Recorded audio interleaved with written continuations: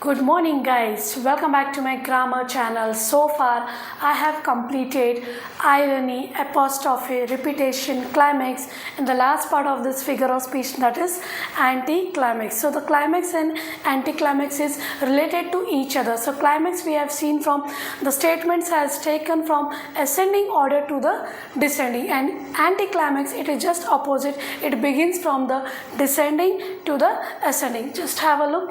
Anti-climax is a figure of speech where a series of important ideas suddenly ends with something surprising or something with disappointing. So let's see the example.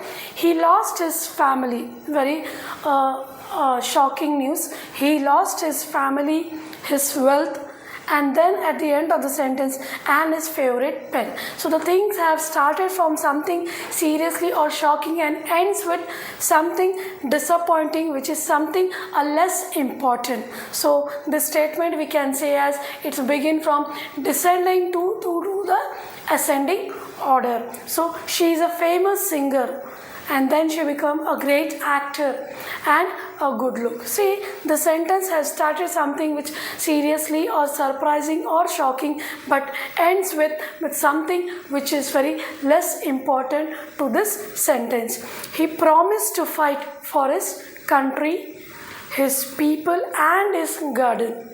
So can you see how the sentence has begun, that he promised to fight for his country, his people and his garden. The statement begin with such a surprising or a very shocking statement and ends with something disappointment which is very less important. Last one, she fought for justice, for equality and for cup of tea. So in all the statement you have seen the statement has begins with from the descending to the ascending order. So in the climax we have seen from ascending to the descending order, and in anticlimax we have seen it start from something descending to the ascending order. So far I have completed all the figure of speech which will help you in your school or in your making the sentences. If you have forgotten, please guys go to the channel and see you make many more example